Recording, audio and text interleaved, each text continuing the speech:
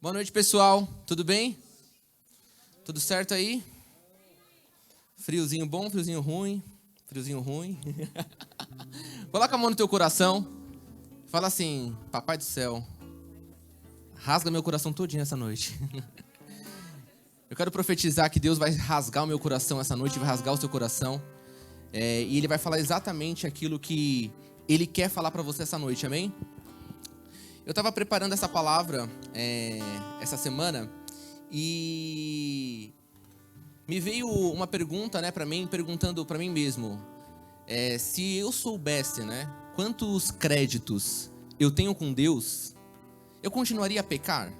Se você soubesse aí na sua vida, Deus é misericordioso, a palavra dele fala que a misericórdia dele se renova todas as manhãs, então glória a Deus por isso. Mas se você soubesse, se você tivesse em mente aí, eu acho que eu tenho um cash aí com Deus de 100 créditos, Cada vez que eu peco, eu diminuo um crédito. Cada vez eu peco, eu diminuo outro crédito. Mas se você tivesse noção da quantidade de misericórdia que Deus tem sobre a sua vida, você continuaria a cometer os seus pecados?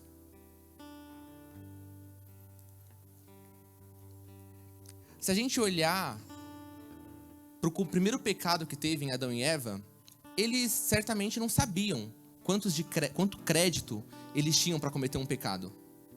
E naquela ocasião, obviamente, não existia pecado antes, eles foram os primeiros a pecarem, e eles tinham um crédito. Graças a Deus, que a misericórdia de Deus se renova todas as manhãs pra gente. E eu não estou te incentivando a pecar, porque amanhã a misericórdia de Deus vai se renovar e vai dar tudo certo. Pelo contrário, eu quero te incentivar, a gente vai falar sobre pecado essa noite, e eu quero te incentivar a não pecar. Porque apesar da misericórdia de Deus se renovar todas as manhãs, é muito melhor a gente viver um relacionamento com Deus de uma forma sadia do que a gente ter um relacionamento onde a gente sempre está pedindo perdão. Perdão, a gente sempre pede perdão, a gente sempre erra. Se a gente olhar para Adão e Eva, Deus fez o planeta. Lá em Gênesis primeiro fala que Ele colocou a lua, colocou o sol, fez o firmamento, fez os animais, fez Adão e Eva. Essa história a gente já conhece. Eva chegou, Adão gostou no momento, depois Eva ofereceu uma fruta para ele, e ele comeu a fruta, depois colocou a culpa nela, e foi o primeiro pecado ali. E eu queria olhar para essa situação, não como apenas o pecado que Adão e Eva cometeram, que foi o primeiro, e daí abrir a porteira para a gente começar a pecar aí, mas com a ação de Deus. Em Gênesis ele fala que Adão e Eva pecaram, eles se cobriram, pegaram algumas figueiras, algumas folhas ali, eles se cobriram. Imagina a roupa que eles fizeram, porque certamente não tinha uma linha de costura, não tinha nada. Então eles se cobriram com algumas folhas ali e eles se esconderam de Deus. E é interessante a gente pensar que, olha que coisa mais absurda, Eles pecam contra Deus, eles se escondem de Deus, e a Bíblia fala que eles não queriam encontrar a Deus. Você já pensou, você tem um namorado, o cara te trai, e aí ele que te traiu, ele se esconde e ele não quer te ver. Como se ele tivesse com a moral da história. E foi o que Adão e Eva fizeram. Eles se esconderam, Deus passeia pelo jardim do Éden. E ele começa a falar: Adão, Eva. E eles estão escondidos até que Deus fala: Ei, eu tô te vendo. Vocês comeram, Adão fala: eu tô nu. Ele fala: você sabe que você tá nu porque você comeu. E aí, obviamente, Deus expulsa ele do jardim do Éden. E mesmo com o juízo de Deus, Deus mata um animal que faz uma roupa para eles. Então olha só, eles pecaram, cometeram o primeiro pecado da face da terra. Eles acabaram com o plano ali, inicial que Deus tinha. E mesmo assim, mesmo com a ira de Deus, eles terem pecado, Deus mata um animal. A Bíblia não fala que ele era um cordeiro exatamente. A gente acredita que é um cordeiro porque isso remete ao sacrifício que Jesus fez na cruz por nós. Mas se mata um animal e faz ainda Deus, depois do pecado que eles cometeram, os caras pecaram contra Deus, e Deus ainda mata um animal ali e faz uma roupa para eles. Que sentido tem isso? Tudo bem que possa estar se remetendo ao ato que Jesus fez por nós e tudo, mas se você parar para pensar friamente, era para Deus funilar os caras. Mas assim, vocês estão loucos? Eu criei tudo isso aqui para vocês. Ele falou para Adão: tudo isso aqui é seu, e tudo que eu criei, todos os animais, tudo vai se submeter a você. Que baita traição. Já parou para pensar nisso? Da criação inteira que Deus fez para Adão, para o homem? E simplesmente o cara peca, e Deus ainda faz roupa pros caras. E de vez em expulsar os caras assim, fala assim: vocês vão morar lá no inferno com Satanás, de vez assim ainda, né? Porque o que Deus fez ainda, apesar dele ter colocado uma maldição sobre a mulher, apesar dele ter colocado uma maldição sobre o homem, isso certamente não foi nada comparado com o que Adão e Eva fizeram, que foram trair Jesus, foram trair Deus, né? E logo depois, a Bíblia fala que Adão e Eva se relacionaram e tiveram Caim e Abel. E essa história eu queria ler um trecho com vocês. Se você não quiser abrir, fica tranquilo. Ela está em Gênesis 4, e a gente vai começar a partir do versículo 3. O tempo passou. Caim apresentou ao Eterno uma oferta tirada da sua produção agrícola. Caim e Abel eram filhos, são os primeiros filhos de Adão e Eva. Eles saíram do Éden, se relacionaram e tiveram Caim e Abel. Abel também apresentou uma oferta, mas tirou-a dos primeiros animais nascidos em seu rebanho, carne de primeira qualidade. O Eterno gostou de Abel e de sua oferta, mas Caim e a oferta que ele havia trazido não foram aprovadas por Deus. Com isso, Caim ficou indignado e irritado. Mas o Eterno disse a Caim: por que toda essa indignação? Por que você está irritado? Se você agir de maneira correta, será aceito, mas se não agir direito, o pecado está à sua espera, pronto para atacá-lo. Está bem perto e pode agarrá-lo. Vou parar um pouquinho aqui e vou te fazer uma pergunta. O que Deus estava fazendo conversando com Caim e Abel? Adão e Eva tinham acabado de pecar. Tudo bem que a Bíblia fala aqui que o tempo passou. Mas vamos colocar aí que o tempo passou a ponto de Adão e Eva se relacionarem, terem 2 filhos, os filhos crescerem, e levando em consideração que a contagem de tempo pra gente é diferente pra Deus, talvez pra Deus passou assim, 1, 2, 3, chegou Caim e Abel aí, já estão adultos. O que Deus estava fazendo conversando com Caim e Abel se eles tinham acabado de expulsar Adão e Eva do Éden? Você percebe que Deus, por mais que ele quer agir com justiça, ele é justiceiro, por mais que você cometa qualquer pecado, como Adão e Eva cometeram, Deus ele sempre se aproxima da gente de novo. Você pode ter cometido um pecado hoje, agora, há pouco, antes de ir no culto. Você pode ter feito a maior barbaridade, que você entende que é barbaridade pra você. E eu tenho certeza absoluta que você entrando aqui e você se arrependendo, Deus já vai estar aqui, ele vai estar do seu lado já. Assim como o pecado, a Bíblia fala aqui, né? Que Deus falando pra Caim, né? Que o pecado está ao lado dele tentando atacar, Deus está da mesma forma. Na mesma intensidade que o pecado está no nosso derredor, que ele quer nos atacar, Deus, ele está, quando a gente peca, ele está do nosso lado, assim, esperando você se quebrantar, esperando você se arrepender, para ele falar: opa, ai, que saudade que eu tava de você.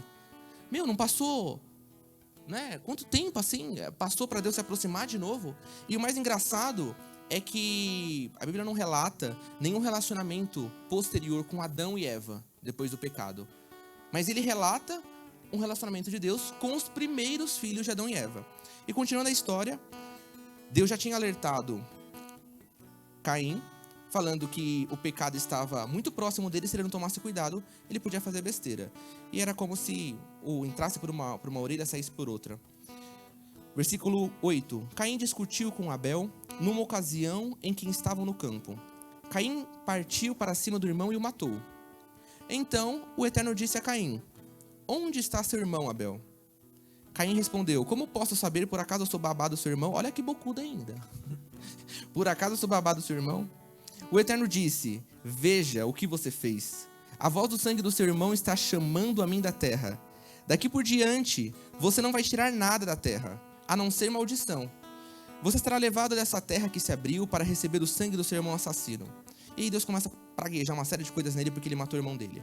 E no versículo 13 ele coloca: então Caim disse ao Eterno: este castigo é demais para mim. Não posso aguentar. Está me mandando embora dessa terra e nunca mais poderei olhar para ti. Virei um sem-teto, um andarilho, e quem me encontrar vai me matar. E o Eterno disse: não, qualquer um que matar Caim será punido 7 vezes mais. O Eterno pôs um sinal em Caim para protegê-lo. Assim quem o encontrasse não o mataria. Eu vou focar nessa história, que é muito famosa, principalmente no momento de oferta, na relação de Caim e Deus. Eles tinham uma relação muito forte, porque a oferta de Caim ela não foi aceita, mas isso significa que havia uma recorrência, onde Caim e Abel apresentavam coisas para Deus. E em específico, nesse momento, a oferta de Caim não foi aceita. E Deus, assim, só reprovou, falou, olha, aqui pra mim não dá, mas Abel trouxe uma oferta melhor. Ele não praguejou naquele momento Caim, falando assim, ó, você trouxe uma oferta ruim, agora, ó, você vai queimar no fim dos infernos, agora eu não quero mais te ver. Não. E ainda Deus alertou o cara, falou assim, olha, toma cuidado, porque o pecado tá aí do seu derredor. E é tão interessante essa relação de Deus com Caim, porque quando Caim fala que esse castigo é demais pra ele, uma das preocupações que ele cita é, você vai me afastar dessa terra, e eu nunca mais poderei olhar para ti. Por mais que Caim cometeu um pecado de ter matado o irmão, a preocupação dele era, nunca mais poderei olhar para ti. E Deus, que poderia naquele momento falar, olha, se aparta de mim, você é um pecador, eu vou te funilar. Deus fala, eu vou colocar uma marca, um sinal em você, para que ninguém te mate. Você consegue entender que o cara acabou de cometer um pecado, Deus está agindo com juízo, porque Deus não é besta, ele está agindo com juízo, o cara expõe uma preocupação de que alguém vai matar ele se encontrar ele, e Deus, mesmo sabendo que ele pecou, conversando com o cara que estava pecando, falou, olha, é o seguinte, se seu medo é alguém te matar, eu vou colocar um sinal em você, para que ninguém te mate. Assim como Deus fez com Adão e Eva quando eles pecaram, matou um animal ali e colocou uma roupa para eles, quando Caim pecou, ele colocou uma marca em Caim para que ninguém o matasse. Agora, obviamente, se você parar para pensar, falar assim, então, toda vez que eu pecar eu vou receber uma recompensa? Não. A recompensa que eles receberam não foi a marca de não ser morto. Adão e Eva não receberam uma recompensa por terem ganhado uma roupa nova, um visual novo. Pelo contrário. Obviamente, Deus cuidou deles, mas eles receberam uma punição de parar de ter relacionamento com Deus. E quando eu e você peca, Deus não vai amaldiçoar a gente eternamente. Ou vai, não sei. Entendeu?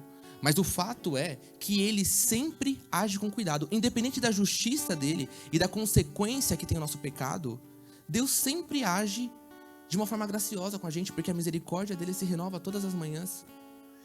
Não significa que você vai pecar,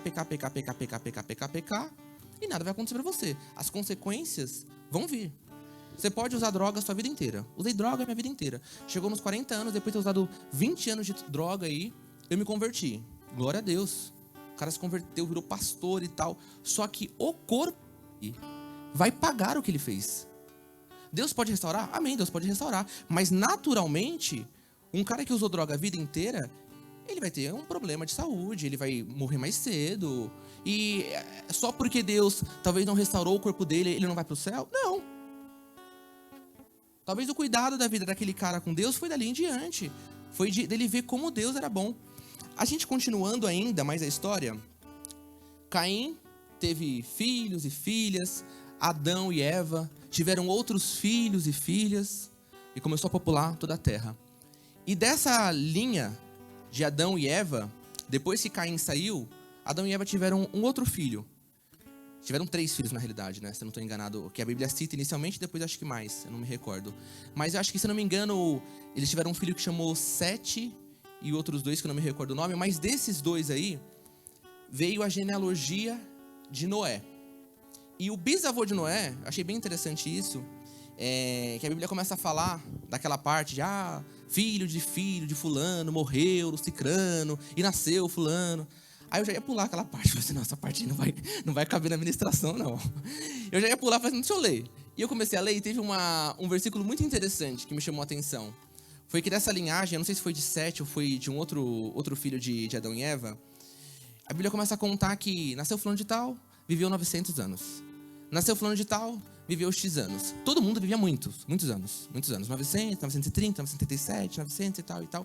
E teve um cara, um dos filhos, né? Que não são filhos de Adão e Eva, né? Foram filhos dos filhos, que ele morreu com 300 anos. Na teoria, assim, foi ali, em Gênesis, começa a contar a primeira genealogia, né? E o cara morreu com 300, a galera costumava a viver 900 anos.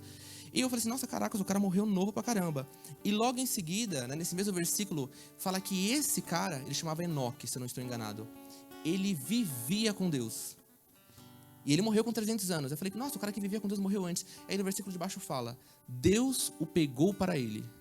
Você já pensou isso, né? O cara viver com Deus e Deus simplesmente falar, olha, meu, eu sou tão íntimo seu, que eu acho que eu quero você pra mim. E daí, esse cara, que é Enoque, se eu não estou enganado, ele é bisavô de Noé. E a gente sabe muito bem o que aconteceu na história de Noé. Noé vivia numa geração que estava completamente corrompida, completamente.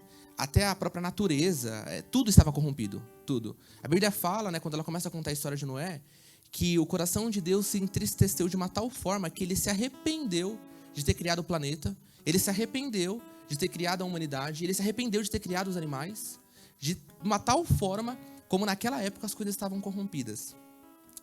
E é engraçado que quando Deus decide, a Bíblia começa a citar no versículo que ele decide acabar com a terra, mandar o dilúvio, fala assim, Deus decidiu acabar com a terra e mandar um dilúvio, mas ele viu Noé.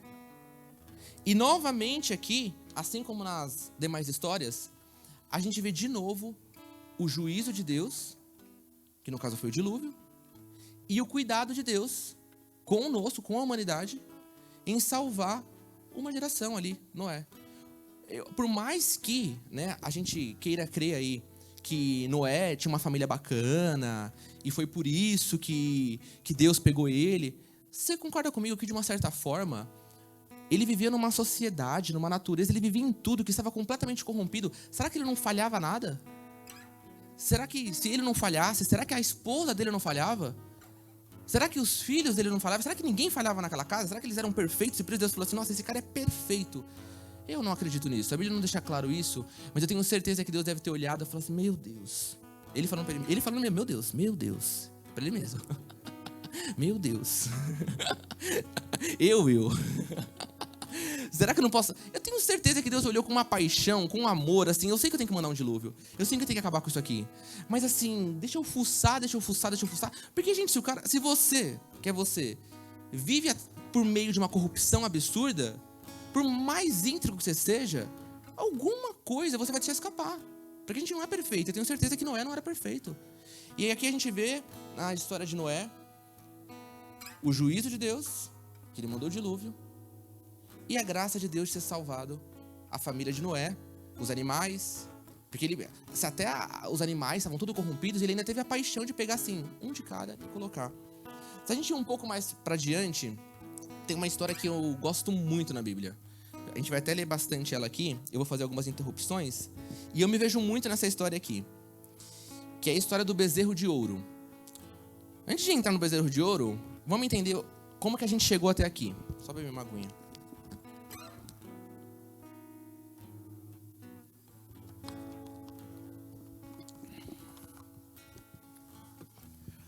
De Adão e Eva, que teve filhos popularam toda a terra e tal. A galera só pecava, veio o dilúvio, a família de Noé teve filhos e filhas, populou a terra tudo de novo e tal. E chegou num finalmente onde o povo de Deus, o povo escolhido de Deus, virou escravo do Egito. O Egito era uma potência naquela época e os caras viviam oprimidos, eles eram escravos. Deus trouxe Moisés nasceu, cresceu, libertou o povo lá do Egito, da escravidão, abriu o Mar Vermelho. Quando o povo saiu do Egito, Deus foi extremamente bondoso e ele colocou com que os caras que escravizavam eles dessem ouro para eles. Tudo que eles saíram do Egito para ir para o deserto foi tudo que Deus preparou. Porque um escravo não tem nada. Malemar ele tem a roupa que ele veste. Se é que eles tinham uma roupa decente. E quando eles saíram do Egito, que abriu o Mar Vermelho, que mandaram as pragas e tudo, os caras deixaram, a Bíblia fala, o Egito pelado, assim. E não foi que eles roubaram, não. As pessoas, pela graça de Deus, pela bondade de Deus, começaram a dar as coisas para eles. Olha, leva isso aqui, leva isso aqui, leva isso aqui. Os caras saíram com os animais, saíram com tudo. Beleza. Para variar, assim como nós, por isso que eu me vejo muito nessa história aqui, o povo chegou no Egito depois de ter visto as pragas, depois de ter visto Deus abrir o mar, depois de ter visto a água sair da pedra, porque a galera só reclamava. Nem parece a gente, né? Só reclamava. Deus fazia e nunca tava bom pra nada. Os caras estavam sempre reclamando, estamos com sede, você trouxe a gente aqui pra morrer de sede. Aí Deus ia lá, saía a água da fonte. Estamos com fome, você trouxe aqui a gente morrer de fome. Aí ia lá, caía a comida do céu. E, um certo momento, Deus chegou pra Moisés e falou assim, olha, esse povo precisa ir de ordem. E eu quero que você passe as minhas regras para ele. E aí Deus começa a citar uma série de regras. Você não pode casar com fulano de tal, você não pode fazer isso, você não pode fazer essa, você não pode... E depois de todas essas regras, são vários capítulos isso, em Êxodo. No capítulo 24, versículo 7, fala o seguinte: depois de ele ter falado um bando de regras, em seguida, pegou o livro da aliança, que eram essas regras que foram escritas. Isso aqui não são as tábuas, tá? Isso aqui foram regras antes que Deus tinha ditado para Moisés, e Moisés falou para o povo. E Moisés escreveu um livro da aliança e fez a leitura do livro, diante do povo, que escutou tudo com muita atenção. Eles disseram, o povo disse para Moisés: faremos tudo que o Eterno diz, nós vamos obedecer. Isso depois de vários pecados os caras serem cometidos. Depois de Moisés ter feito um livrinho ali da aliança, ter lido, a galera inteira falou: sim, vamos fazer tudo conforme está nesse livro. Versículo 9 diz o seguinte: em seguida, Moisés e Arão, Nabade e Abiú e as 70 autoridades de Israel subiram ao monte e viram o Deus de Israel. Aqui começa a história das tábuas, né, dos 10 mandamentos. Depois desse livro ainda que Deus colocou, Deus tinha um propósito de escrever os 10 mandamentos. E subiu Moisés, Arão, Nabade, Nadab e Abiú. E as 70 autoridades subiram ao monte e viram o Deus de Israel. Os caras viram Deus. Eles estavam de pé sobre um piso recoberto de pedras parecidas com safiras, que evocavam a pureza e o azul do céu. Eu não sei se a minha versão está equivocada em falar que eles viram a Deus ou não, mas o fato é, em todas as versões que eu peguei, alguma coisa eles viram. Não sei se eles viram a Deus, se eles viram as costas de Deus, se eles viram o pé de Deus, mas alguma coisa, Moisés, a companhia dele e 70 autoridades viram a Deus. E as autoridades dos israelitas, mesmo tendo visto Deus, não morreram. E ainda comeram e beberam na presença dele. Os caras jantaram com Deus. Os caras subiram, foram mais de 70 pessoas, 70 autoridades, e mais os 4, eles subiram, viram Deus, e eles comeram e beberam na presença de Deus. O Eterno disse a Moisés: suba mais para o alto do monte e espere por mim ali. Vou entregar a você algumas tábuas de pedras, com a instrução e os mandamentos que escrevi para guiar o povo. Moisés, acompanhado de Josué, seu auxiliar, seguiu para o lugar indicado no monte de Deus. Moisés ordenou às autoridades, que eram 70 caras que subiram junto: esperem aqui até que voltemos. Arão e Hur ficarão com vocês. Recorram a eles se houver algum problema. 70 negros das autoridades voltaram, ficaram lá. Moisés e Josué subiram para o monte, e Arão ficou governando ali enquanto Moisés subia. Em seguida, Moisés subiu ao monte, que foi coberto por uma nuvem, e a glória do Eterno desceu sobre o monte Sinai. A nuvem cobriu o monte durante 6 dias. No 7º dia, o Eterno chamou Moisés de dentro da nuvem. À vista dos israelitas lá de baixo, a galera estava olhando, a glória de Deus parecia um fogo que ardia no alto monte. Moisés entrou na nuvem e subiu ao monte. Ficou ali 40 dias e 40 noites. Então vamos lá. Eu sempre achei, antes de estudar essa passagem algum tempo atrás, que Moisés subiu no monte, catou as tábuas e desceu. Ele passou 40 dias e 40 noites lá. E o povo lá de baixo via algo como de fogo transitando na conversa de Moisés durante esses 40 dias. Pulando mais pra frente, depois de Deus tá lá preparando um plano, colocando as tábuas. As tábuas, elas foram, as primeiras tábuas, elas foram escritas com o dedo de Deus. Deus catou pedras, uma pedra na realidade, e ele escreveu os mandamentos. Enquanto Deus estava ditando ali em cima, nesses 40 dias para Moisés, o povo estava lá embaixo, olhando que existia alguma coisa ali, algo como de fogo, uma nuvem de glória, alguma coisa. Os caras estavam vendo lá de baixo. E mesmo os caras vendo lá de baixo, olha o que acontece. Ao terminar de falar com Moisés no Monte Sinai, o Eterno entregou a ele as 2 tábuas da aliança, feitas de pedra e escrita com o dedo de Deus. Com a demora de Moisés em descer do monte, o povo começou a ficar inquieto. Afinal de contas, passaram 40 dias aí, né? E 40 dias, certamente, era muito tempo, né?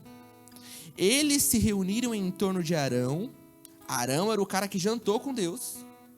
quando subiu com Moisés. E disseram: tome uma atitude, faça deuses para nós que possam nos conduzir. Esse Moisés que nos tirou do Egito, quem sabe o que aconteceu com ele? E Arão respondeu: retirem as argolas de ouro das orelhas de suas esposas, filhos e filhas, e tragam tudo para mim. Os caras tinham passado 40 dias só. 40 dias que eles estavam vendo uma nuvem de glória lá, que esse Arão e os 70 caras tinham acabado de jantar com Deus. 40 dias. E estava demorando demais, afinal de contas, o nosso tempo sempre tem que ser muito apressado comparado com o que Deus quer fazer. E por demorar 40 dias, mesmo jantando com Deus, mesmo os caras vendo Deus, eles vão para Arão, que também jantou com Deus, e falam: olha, tá demorando demais, façam Deus para nós. E Arão, de vez de tomar um posicionamento de falar: não, calma aí, gente, não, eu vi Deus. Deus existe mesmo, entendeu? Eu jantei com Deus, o que vocês estão pensando em fazer? Ele simplesmente vira para os caras e fala: ó, beleza, pega aí a argola da sua esposa, de brinco, da sua filha. E continuando aqui, eles obedeceram e as argolas de ouro passaram das orelhas do povo para as mãos de Arão. Ele derreteu todo aquele ouro e modelou com uma ferramenta de escultor a forma de um bezerro. Arão ainda pega o negócio, ele modela e faz um bezerro de ouro. A reação do povo foi de entusiasmo. São esses os seus deuses, ó Israel, que tiraram vocês do Egito. Os caras, mano, olha que nervo. Deus abre o mar vermelho. Deus manda praga. Deus liberta os caras. E os caras me fazem em 15 minutos um bezerro de ouro e tem a pachorra de falar: esse é o Deus que tirou do Egito? Aí eu dava na cara. Os caras fazem um Deus em 15 minutos. Eles viveram o mar se abrir. Eles viram as coisas acontecer, a água sair da pedra. Eles viram a comida chegar. Eles estavam pecando ali e vendo alguma coisa lá no Monte Sinai acontecendo. E eles têm a cara de pau de falar que esse é o Deus, o bezerro de ouro, que tirou eles do Egito. Arão, percebendo o que eles queriam, construiu um altar ainda diante do bezerro e anunciou: amanhã será dia de festa ao Eterno. Olha que bagunça. Os caras criaram um bezerro de ouro. Beleza, criaram ali o Deus. Arão esculpiu. E aí, Arão ainda inventa de fazer uma festa ao Eterno com bezerro. Detalhe, os caras já sabiam nessa época que só existia um Deus. Apesar de Moisés estar escrevendo lá com Deus os 10 mandamentos, esse livro da aliança que ele leu no início já falava: olha, não adorará outros deuses, eu sou o único. E aí, ainda para fechar o negócio, além deles pecarem em fazer um Deus, que Deus já tinha falado que não era para fazer Deus nenhum, porque quem fazia isso era o povo do Egito, Arão ainda tem a brilhante ideia de fazer um culto para Deus, junto com o bezerro. Esse bezerro de ouro, né, ele tem um significado. O touro, né, o bezerro de ouro, né, o bezerro em si, ele tem a questão de, na época lá, tem todo o significado que cada coisa tinha, a questão de vitalidade. E, segundo os estudos, né, essa festa de bezerro de ouro eram ofertas de sêmen, né? Então imagine a festa, né? O negócio que não era para os caras ofertarem sêmen pro bezerro, porque tudo tinha oferta, tudo tinha sacrifício na época. E no caso aqui, a festa era essa. E aí a ideia do infeliz ainda é de fazer um louvorzão, entendeu? Catando bezerro junto com o culto para Deus. E eu me vejo muito nessa história aqui. E eu tenho certeza, e eu quero abrir seu olho, talvez de você se enxergar aqui. Porque eu tenho plena convicção que alguma coisa Deus já agiu na sua vida. Alguma coisa Ele já fez na sua vida, na sua família. Algum agir de Deus você já viu. Talvez Deus fez algo há 40 dias atrás. E aí você tem a pachorra, eu tenho a pachorra, de depois de 40 dias, que Deus acabou de fazer, não, nem 40 dias, ontem, anteontem, semana passada. Eu não tenho nenhum senso de fidelidade para Deus e peco contra Deus. E aí eu venho para a igreja depois, como eles fizeram, e falo: não, tudo bem, pequei contra Deus, mas beleza e tal, eu vou ficar aqui. Às vezes a gente nem se arrepende do que a gente fez, e a gente está prestando um culto com um bezerro de ouro no nosso bolso, achando que tá tudo certo. Eu não estou falando para você que quando você peca você não tem que vir para a igreja. Pelo contrário, eu estou falando que você tem que vir para a igreja sim. Mas antes de vir para a igreja e colocar o seu bezerro no ouro, a gente tem que haver um quebrantamento no nosso coração de entender que o que a gente fez nos afasta da presença de Deus. E se você não tem esse quebrantamento, por um quebrantamento próprio, que você tenha medo, que você tenha temor. É melhor você ter temor de pecar e não pecar, e viver uma vida de medo, mas não pecar contra Deus, do que você pecar de forma desenfreada. Deus não é um Deus ditador.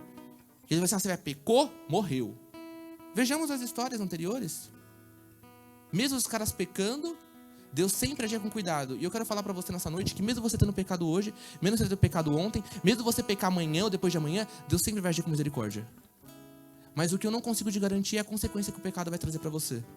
Aí você fala, ai, mas nossa, não, mas meu pecado não é matar ninguém. O meu pecado não é fofoca. Meu pecado... Eu não vou citar o seu pecado aqui, porque Deus não me revelou, senão eu citava. Mas eu tenho certeza que alguma consequência do seu pecado vai ter. Vai ter. Seja boa, seja ruim. Eu conheço pessoas, por exemplo, amigos meus, bem mais novos, que eles tinham um problema absurdo com masturbação. Pornografia e masturbação. Tinha um problema absurdo. E toda vez ele se quebrantava, vinha no culto, se quebrantava e tal, e tal, e tal. E Deus perdoava. E ele se sentia perdoado. E a juventude dele inteira foi assim. Casou, beleza e tudo. Superou esse pecado. Casou, né? Superou o pecado. Só que esse pecado veio uma conta depois. Ele teve problemas, diversos problemas para se relacionar com a esposa dele. Porque ele tinha ejaculação precoce. Porque ele tinha problema nisso. Quer dizer, Deus perdoou? Perdoou.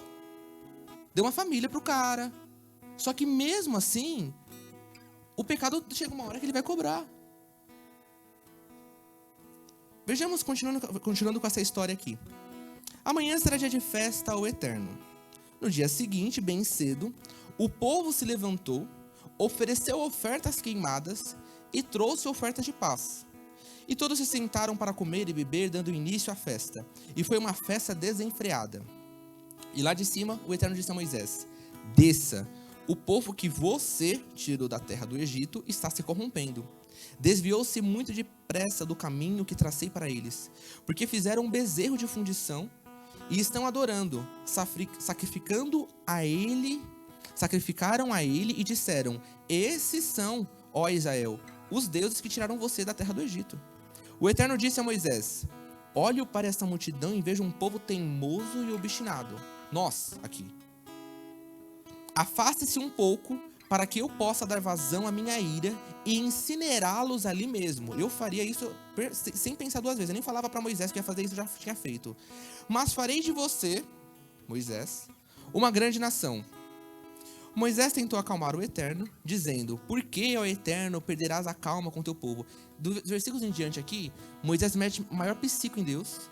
Deus, mas você falou para Abraão, falou não sei o que, você vai mesmo fazer isso, não sei o que, não sei o que, não sei o que, não sei o que. E Moisés consegue convencer a Deus de não funilar o povo. Hoje nós não temos Moisés quando nós pecamos, mas graças a Deus nós temos Jesus. Então eu tenho certeza que cada vez que eu peco, na hora que Jesus vai falar assim, não, vou tirar essa graça dele, eu vou acabar com tudo. Ele vai se lascar e Jesus fala, não, meu querido. Você pode dar uma salva de palmas para Jesus? Obrigado, Jesus. Obrigado, Senhor. A Bíblia fala que Jesus é o nosso advogado. Obrigado, Jesus. Obrigado, Senhor. Aqui foi Moisés. E o Eterno concordou em pensar mais um pouco e decidiu não trazer sobre o seu povo o mal com que havia ameaçado. Moisés desceu do monte, carregando as 2 tábuas da aliança. Deus escreveu 2 tábuas com o próprio dedo. Deus, imagine, gente, isso. Deus escrever uma tábua com o próprio dedo com os mandamentos ali para os caras. E Moisés estava carregando essas tábuas. Ao ouvir o barulho e a gritaria do povo, Josué, que aí Moisés deve ter encontrado ele no meio do caminho, da descida do monte, Josué disse a Moisés: é barulho de guerra lá no acampamento. Mas Moisés retrucou: essa música não é de vitória. E também não é música de derrota. Estou ouvindo uma música de um povo em festa. E era isso mesmo. Quando Moisés chegou perto do acampamento e viu o bezerro e o povo dançando, ficou furioso. O mesmo cara que acalmou Jesus ficou furioso aqui ao ver o negócio. Jogou as tábuas ao chão, despedaçando-as ao pé do monte. O cara quebrou. Deus tinha acabado de escrever. Deus escreveu com o dedo dele. A Bíblia fala que com o dedo, Deus escreveu as tábuas. E Moisés ficou tão furioso. Por isso que Deus queria funilar os caras, porque Deus já estava vendo o que eles estavam fazendo. Se Moisés acho que estivesse vendo também, Moisés tinha falado, ó, pode queimar. Moisés não conseguiu controlar a fúria dele e ele quebra o que Deus tinha escrito. Então, Moisés, furioso, pistola, então pegou o bezerro que haviam feito, Moisés pegou o bezerro, derreteu no fogo, reduziu ao pó, espalhou sobre a água e obrigou os israelitas a beber. Moisés perdeu a linha. Gente, eu vou ler esse negócio de novo. Então pegou o bezerro que haviam feito, derreteu no fogo, reduziu o ouro, porque era o bezerro de ouro, a pó, espalhou sobre a água e obrigou os israelitas a beber. Eu vejo Moisés assim, falando assim, você não quer pecar? Agora você vai pecar, você vai beber isso aqui, seu infeliz. Agora a pergunta que não quer calar. Se os caras beberam água com ouro, o que eles cagaram? Cagaram ouro. Eu, como sou empreendedor, eu já tava catando o cocô de todo mundo, juntando num pote pra vender depois. Os caras beberam água com ouro, deve ter cagado ouro. Em seguida, Moisés perguntou a Arão, o que esse povo... Aí Moisés começa a conversar com Arão, que ele tinha deixado Arão responsável. Arão, que fez o bezerro de ouro. O que esse povo fez para você se envolver num pecado tão grande assim? No versículo 22, Arão responde, Senhor, falando para Moisés, não fique zangado. Você conhece esse povo e sabe como está voltado para o mal. Eles me disseram... Isso é Arão conversando com Moisés, explicando como foi a situação. Olha só como foi o cenário do negócio. Eles me disseram, façam-nos deuses que possam nos conduzir. Esse Moisés que nos tirou do Egito, ninguém sabe o que aconteceu com ele. Então eu disse, quem tem ouro? Ele perguntou quem tem ouro. Eles juntaram suas joias. Arão não falou para pegar brinco da orelha da esposa, da filha. Ele falou, quem tem ouro? Eles juntaram suas joias e trouxeram tudo a mim. Joguei o ouro no fogo e saiu aquele bezerro. Meu, que cachorro. O cara pede as argolas da esposa, da filha. A Bíblia fala que ele esculpiu o bezerro. E agora, contando para Moisés, querendo limpar a barra dele. Ele fala que quem tem ouro? Os caras trazem ouro. Ele joga o ouro no fogo e acontece um milagre que sai um bezerro. Qual foi a reação de Deus aqui? Porque os caras cometeram um pecado absurdo. Vejamos a reação de Deus. O Eterno disse a Moisés, agora vá, é hora de partir. Um detalhe, Deus não interviu aqui, porque Deus queria queimar o povo, mas Moisés ficou tão furioso que ele mesmo mandou funilar uma galera gigantesca aqui. E eu acho que foi tão satisfatório essa funilação, porque morreu filha, morreu... Moisés pediu para os levitas matarem filhas, filhos, toda a galera que tinha se envolvido com o bezerro de ouro. Moisés mesmo, não foi Deus que falou isso, Moisés aniquilou. E depois disso, não tem mais nenhuma manifestação de Deus com respeito a esse assunto. E o Eterno disse a Moisés, em Êxodo 33, agora vá, é hora de partir. Você e o povo que você tirou da terra do Egito, dirijam-se à terra que prometi a Abraão, Isaque e Jacó, dizendo, eu os darei a seus descendentes. Enviarei um anjo à sua frente e expulsarei os cananeus, os amorreus, os hititas, os ferezeus, os heveus e os jebuseus. É uma terra que mana leite e mel. Mas não estarei com vocês pessoalmente, porque vocês são um povo obstinado e posso me sentir tentado a destruí-los no caminho. Aqui tem a consequência de Deus. Olha o cuidado de Deus. Os caras tinham feito um bezerro de ouro. Teve uma consequência ali da própria galera. Moisés mandou detonar uma galera. E mesmo assim, mesmo com essa fúria que Deus tinha, Deus não tirou a promessa que os caras tinham. Isso aqui não era o primeiro pecado que eles tinham cometido. Nem o segundo, nem o terceiro. Eu quero falar pra você que você pode pegar o quanto você quiser. As suas promessas vão continuar. Mas as consequências, elas vão vir. E a consequência desse povo aqui foi uma só. Deus falou, mas não estarei com vocês pessoalmente. Deus andava pessoalmente com os caras no Egito, no deserto. Mas não estarei com vocês pessoalmente, porque vocês são um povo obstinado e posso me sentir tentado a destruí-los no caminho.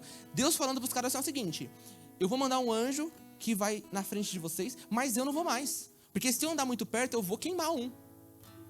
E detalhe, né? Eu olho para minha vida e às vezes eu falo, Senhor, cadê sua presença? Você olha para a sua vida e fala, a presença de Deus não se manifesta em mim, eu não vejo Deus.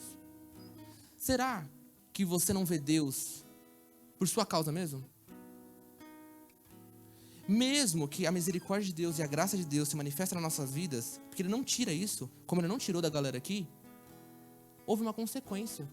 E às vezes na nossa vida, as coisas que a gente mesmo gera, tem uma consequência que a gente mesmo briga depois para falar: Deus, por que você não se aparece para mim? Por que você não fala no meu coração? Por que eu não sinto nada? Por que não sei o quê? Por que não sei o quê? E às vezes o culpado não é Deus. Talvez Deus está te dando o cuidado de falar: se eu andar com você, eu vou detonar. Então assim, eu vou deixar Gabriel aí do seu lado, cuidando de tudo, mas eu vou andar um pouco mais para trás, porque se eu andar perto de você, eu vou te funilar. Eu não sei se isso acontece na sua vida ou não, mas se você às vezes sente que você está sozinho, que Deus não fala com você, eu quero te incentivar nesse culto a fazer uma reflexão e perguntar: Deus, eu acho que o culpado não é você, eu acho que o culpado sou eu. Porque assim como o pecado está ao nosso derredor, o pecado está ao nosso lado, Deus está do nosso lado também. E talvez somos nós que quando pecamos não conseguimos ver a Deus. Quando Adão e Eva pecaram, eles não queriam ver Deus. Eu tenho certeza que quando você peca e quando eu peco, a primeira coisa que me vem na mente é falar assim: eu não vou para a igreja não. Vou não. Vou fazer o que lá? Sei que eu pequei mesmo? Vou fazer esse cenário? Quer dizer, além de você pecar, além de eu pecar, nós que nos afastamos de Deus. Foi o que Adão e Eva fez. E é o que a gente continua fazendo hoje quando a gente peca. Como se a gente tivesse uma razão de falar assim: olha, eu pequei e eu me afasto de você, não é você. E deveria ser o contrário, né? Aqui no caso, foi ao contrário, entre aspas, porque Deus ainda continuou andando com os caras, dando um anjo para ir na frente e atrás. E eu acho que, pelo menos na minha juventude, eu briguei muito com pecados. Eu sempre ficava assim: Deus, eu sempre peco, eu sempre peco, eu sempre peco. Aí eu vinha num culto, me arrependia, e falava: não, Deus, não vou mais pecar. Aí aquele mesmo pecado que eu pequei, que eu me arrependi, eu pecava novamente. E eu tenho certeza que às vezes você tem essa infeliz cultura de pecar no mesmo pecado, porque a gente não peca em pecados novos todos os dias. Parece que é uma praga que a gente sempre cai no mesmo pecado que a gente se arrepende. E eu acho que a gente briga muito com os pecados. E nessa briga que a gente tem com os nossos pecados, a gente sempre vai perder. Você acha que se você, por exemplo, namora e você tem uma relação sexual com a sua namorada e você sempre pede perdão para Deus, mas aí passa uma semana, 2 semanas, você cai de novo. Aí passa mais 3 semanas, você pede perdão, se sente perdoado, fala: não, mas agora vai. E você cai de novo. Ou você tem dificuldade, às vezes, de demonstrar para as pessoas que andam contigo que você é cristão. E aí você vem para um culto e fala: não, Deus, eu vou demonstrar efetivamente que eu sou cristão, eu vou falar do teu amor para as pessoas, mas chega na hora você não faz aquilo, você sente que você pecou. Mesmo não cometendo um pecado efetivamente contra Deus, você sabe o que Deus queria de você. E você fica nessa rotina de brigar. Eu quero falar para você que você vai continuar brigando e você vai continuar perdendo. Se você tem algum problema, seja qual ele for, em qualquer circunstância, seja interna da sua mente, seja um problema, um pecado físico que você comete, qualquer coisa que você faça, você sempre vai perder. Você sempre vai perder. Você pode, se você tem um pecado, eu vou usar um exemplo X, tá? Mas eu creio que talvez você não passe por essa dificuldade. Se você tem um problema de santidade, levando em consideração que você não é casado, e você ficar brigando com isso só vai acabar quando você casar. Porque aí você vai ser fiel a uma única pessoa e não vai ter mais esse problema. E por que eu tô falando isso? Não é porque eu tô te praguejando e falando que você não é forte o suficiente. É porque a única pessoa que não pecou se chama Jesus. Se você conseguir viver uma vida, uma juventude sem pecado, seu nome é Jesus. Eu não sou Jesus. Você não é Jesus. Nós vamos pecar. E eu acho que nessa constância que a gente tem das nossas brigas, de sempre cometer pecados, nós estamos olhando para o lugar errado. Jó falou o seguinte: porque aquilo que temia me sobreveio, e o que me receava me aconteceu. Jó 3:25. Às vezes você está tão obstinado em não posso pecar, não vou pecar nisso, por aquilo que mais temia me sobreveio, e o que me receava me aconteceu. Não persegue o pecado.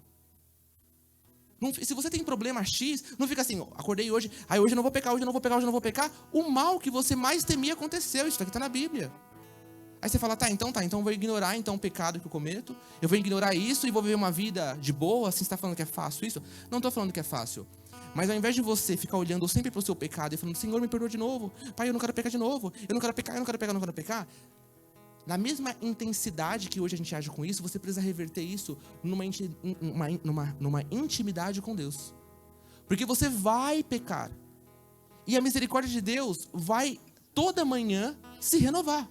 E não é porque vai se renovar que você vai pecar hoje. Eu comecei essa ministração falando, né? Se você soubesse quantos créditos você tem com Deus. Ou, reformula a pergunta, se você soubesse quando Jesus vai voltar, você pecaria hoje? Se a sua resposta for sim, você precisa se ajoelhar e se converter de novo. Ao invés de você ficar brigando com o seu pecado e pensando, não vou pecar, você tem que se aproximar mais de Deus. E se você pecar, saiba que a misericórdia de Deus se renova todas as manhãs. E quando você pecar, você vai sentir um temor e falar, Senhor, o que me ajudou em muitas áreas da minha vida foi ter mais relacionamento com Deus. Porque toda vez que eu ia pecar, eu falava, ai Deus, eu não quero perder, acho que isso, eu não quero me sentir sujo de novo. Eu não quero voltar um passo atrás, eu não quero voltar numa estaca zero. E muitas das vezes isso funcionava. E quando não funcionava, no dia seguinte, Deus de alguma forma, no meio de um culto, no meio de uma ministração, Ele falava no meu coração, Ele me quebrantava novamente. E é isso que acontece com a gente. Davi teve uma vida que reflete exatamente isso que eu estou falando com vocês. O cara pecou até não querer mais. E mesmo pecando até não querer mais, porque ele não cometeu 1 ou 2 erros, ele tinha intimidade com Deus. A ponto de Deus falar que Davi era segundo o coração de Deus. Deus não falou que Moisés era segundo o coração, nem que Noé era segundo o coração, nem quando ele criou Adão e Eva, ele falou que eram segundo o coração, mas Davi, um homem que tinha pecado, que matou para pegar uma mulher de não sei quem, que fez diversas coisas negativas de pecado, Deus fala que ele é segundo o coração. Aqui tem um segredo pra gente. Não importa o que você peca, o que você vai deixar de pecar. Não importa o tamanho do seu pecado. Deus não te ama mais ou não te ama menos porque você pecou. Ele simplesmente te ama. É engraçado de pensar num relacionamento de marido e mulher, olhando pra minha esposa, porque quando eu levanto de manhã, eu não penso falando assim, nossa, hoje eu não posso trair, não vou trair. Não, eu não acordo pensando nisso. Porque eu tenho um relacionamento com ela e não me passa pela mente traí-la. Talvez você tenha um relacionamento, você não é casado, você tem um relacionamento com um amigo, com uma namorada, seja o que for, e você não se preocupa em fazer o mal para aquela pessoa. Todas as vezes que eu acordo de manhã, eu me preocupo em como eu consigo agradá-la mais. Eu me preocupo em como eu consigo ter mais relacionamento com ela.